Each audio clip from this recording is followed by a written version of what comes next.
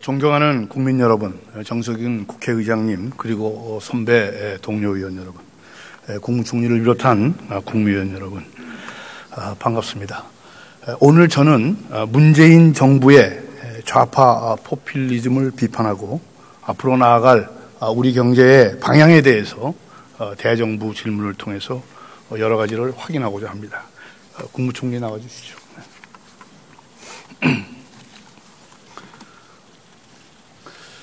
중국이 사회주의의 탈을 쓴 자본주의라고 한다면은 우리는 자본주의의 탈을 쓴 사회주의다. 나아가 자본주의의 탈마저 벗어버렸다. 이렇게 얘기하는 사람들이 많이 있습니다. 총리 어떻게 생각하십니까? 예, 뭘 말씀하시고 싶어 하는지는 짐작합니다만은, 그렇다면 경제민주화 조항을 두고 있는 우리 헌법은 사회주의 헌법인가 라는 생각이 듭니다.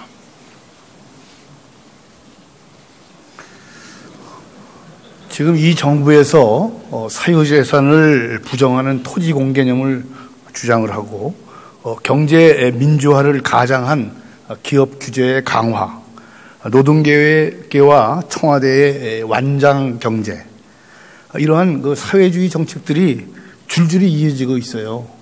그렇다면은 이러한 것은 상당히 총리께서 얘기하는 그 자유시장 경제하고는 거리가 멀고 반시장적이라고 생각을 하는데 어떻게 보세요? 네, 우리 헌법은 경제에 대한 규제와 조정을 가능하게 규정하고 있지 않습니까? 그것은 이 의원님께서 더 전문가라고 생각합니다. 답변을 너무 간단하게 하시네요. 네, 아는 게 그것뿐입니다. 네. 최근에 이 비트코인 거래, 이것이 제가 생각하기에는 전국적으로 강원랜드를 까는 것이다. 지금 강원랜드가 이 도박 중독자들 때문에 굉장히 고초를 겪고 있지 않습니까? 이게 대표적인 천민자본주의 그리고 카지노 자본주의다 이렇게 보는데, 이렇게 돈 놓고 돈 먹기식의 카지노 자본주의를 배척해야 되지 않겠어요? 근데 왜 이렇게 사회주의 경제를 추구하면서 한쪽에서는 이러한 카지노 경제를 용인하고, 뭐 정부가 뭘 하려고 그러는지 잘 모르겠어요. 네, 가상통화에 대해서는 세 가지의 기준을 가지고 임하고 있습니다. 잘 아시겠지만 첫째는 불법 행위는 차단한다. 둘째는 과열과 투기는 진정시킨다. 셋째는 블록체인 같은 원천 기술은 육성한다. 이 세 가지 원칙에 충실하게 지금 임하고 있습니다. 최저임금 좀 얘기 좀 해보겠습니다. 정부가 세금으로 사기업에 임금을 주는 것이 그런 나라가 있어요? 우리나라에도 인건비 보조를 하고 있는 경우는 있죠. 잘 아실 겁니다. 아니, 사기업의 인건비를 보조를 해요? 그렇지 않습니까? 예를 들어서 청년 3명을 고용하면 1명의 인건비를 도와드린다거나 하는 것도 인건비 보조라고 볼 수 있겠죠. 아니, 임금을 올려놓고 일자리 안정기금을 주는 거는 전형적인 병 주고 약 주는 그런 정책 아닙니까? 저임금에 허덕이는 근로자들께 임금을 좀 올려드린다는 것이 병 주는 것이라고 생각하지 않습니다.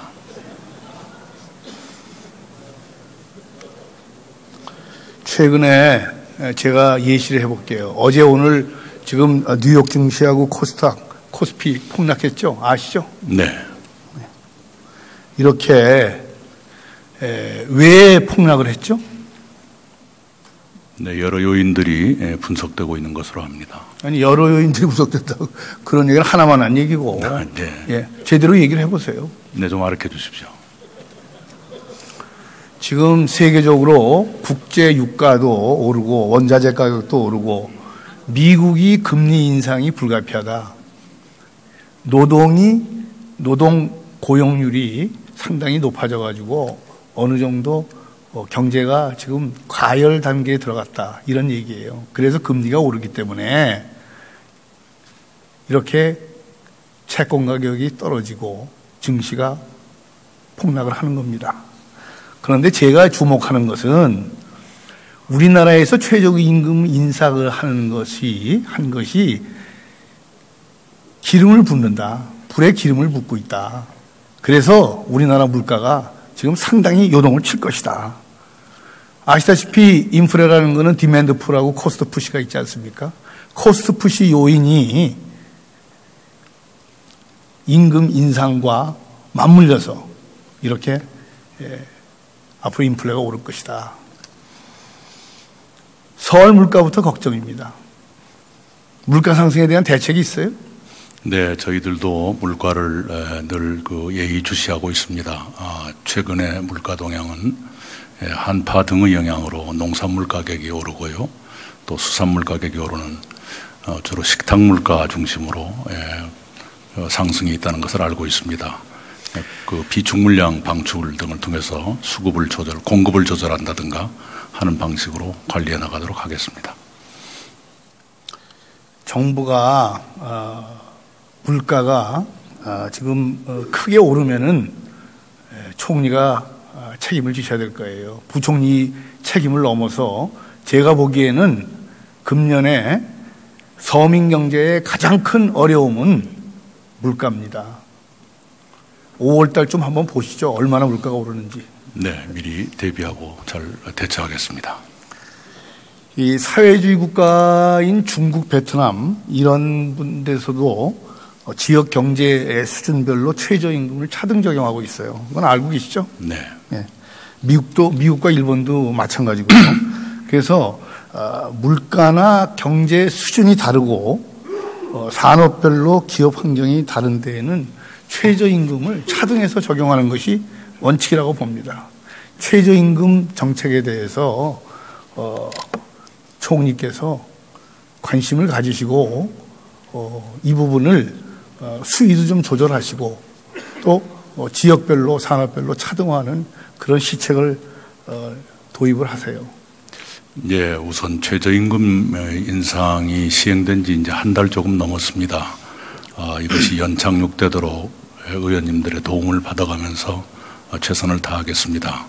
지역별 업종별 차등제는 그걸 제안하시는 취지는 충분히 이해합니다만은 자칫 잘못하면 어느 지역은 저임금 지역이다, 또 어느 업종은 저임금 업종이다 하는 낙인이 찍히는 부작용도 있을 수 있습니다. 최저임금이란 건 문자 그대로 최저임금이니까요. 지역별 업종별로 조금 더 여유가 있는 데는 최저임금보다 조금 더 많이 주면 그것으로 되지 않겠는가 생각합니다.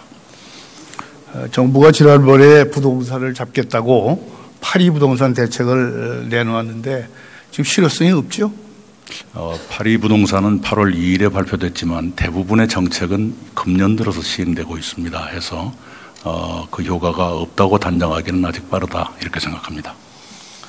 아시다시피 이제 다주택자 규제로 인해 가지고 똘똘한 집 한 채 구매하겠다는 이런 수요, 그리고 자사고 특목고 폐지로 8학구군이 부활될까 해서 강남권에 수요가 급증하고 있는데 공급이 그만큼 이루어지지 못하기 때문에 지금 가격이 오르는 거예요. 이 부분에 대해서 정책을 집중하셔야 됩니다. 네, 여러 자료를 보면 강남권의 공급은 예년보다 더 많이 이루어지고 있고요. 자사고 특목고 정책 때문에라고 하는 확실한 증거는 아직까지 발견되지 않고 있습니다. 예를 들어서 전셋값이 오르든가 전학을 많이 한다든가 이런 것이 있어야 될 텐데 그런 증거는 아직까지 없거든요. 네, 그래서 그런 말씀은 충정 아닌 우려다 이렇게 받아들이겠습니다. 부동산 가격을 잡겠다고 지금 보유세, 종합부동산세 이런 거를 지금 만지작거리고 그러한 법안을 민주당에서 지금 내고 있습니다.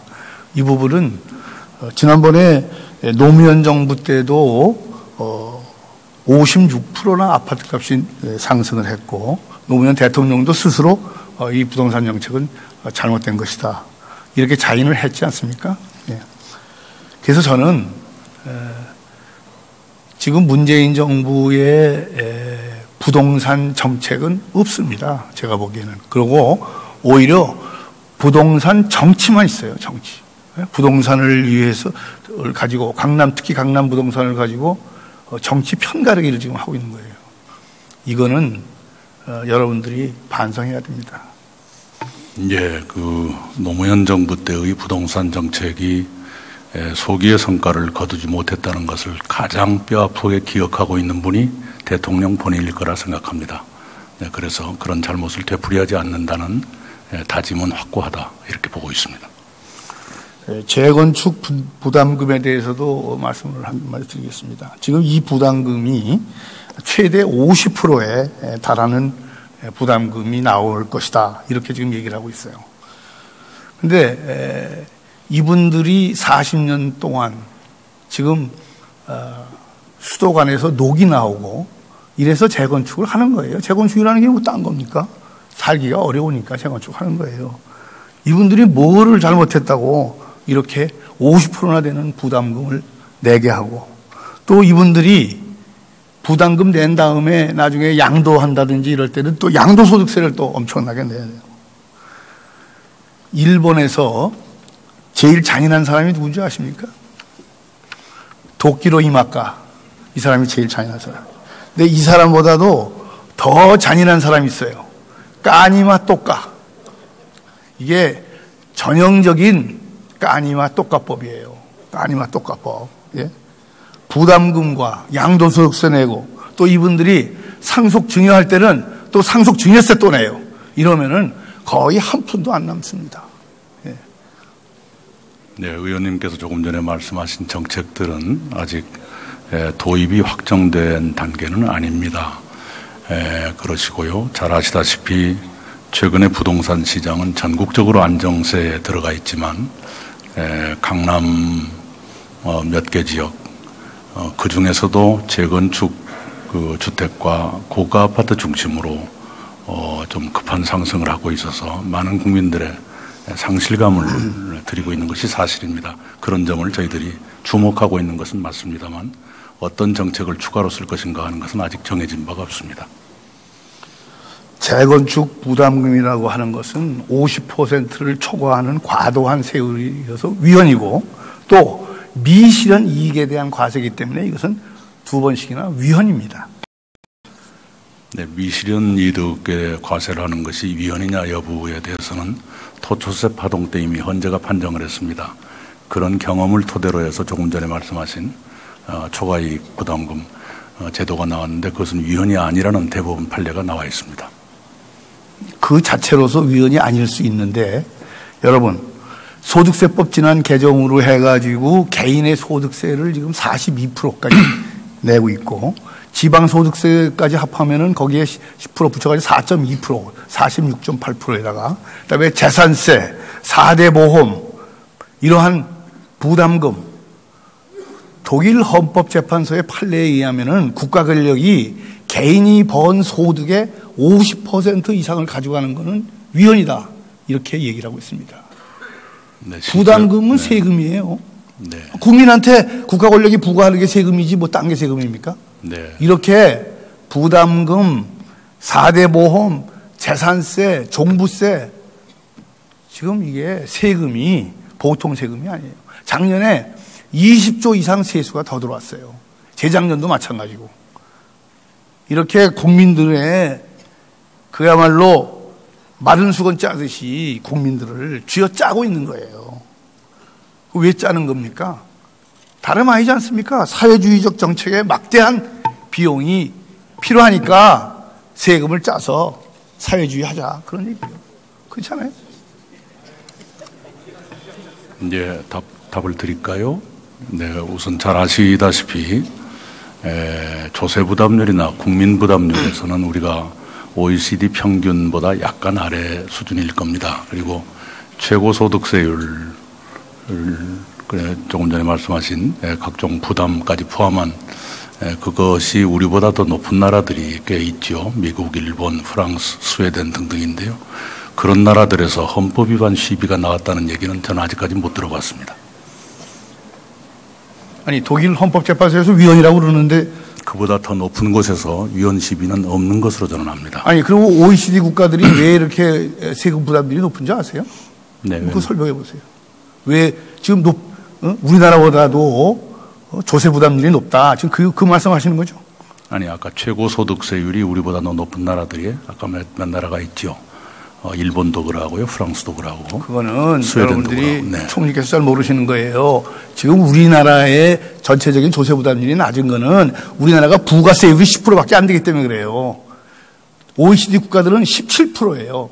네. 그러면 그 부가세율만 올리면은 조세 부담률이 같아져. 네, 부가세에 대해서는 또 다른 사회적인 논쟁이 있을 수 있다고 때문에 한 생각합니다. 가지 말씀드리겠습니다. 지금 이재명 성남시장이 청년수당, 시민배당 이렇게 하고 박원순 서울시장이 미세먼지 대책이라고 그러면서 지하철 공짜로 태워주고 이러고 있어요. 저는 이분은 이재명 시장은 포퓰리즘이 어떠냐 이렇게 지금 주장을 하는 거예요. 예? 베네수엘라의 재정을 파탄낸 차베스 대통령이 생각이 나요. 자, 이제 마무리하겠습니다. 정부가 그 낡은 이데올로기에 매몰돼서 인기 영합적인 이렇게 포퓰리즘으로 일관하는 동안에 우리 경제의 기초 체력이 이제 망가지고 있어요.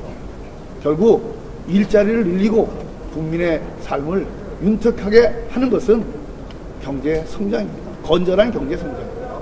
그거를 국무총리 꼭 염두에 두시기 바랍니다. 네, 잘 알겠습니다. 정치현에서 의원들 아닌 것 같아요. 예, 이종구 의원 수고하셨습니다. 다음은 서울 성북갑 출신의 더불어민주당 유승희 의원 나오셔서 질문해 주시기 바랍니다.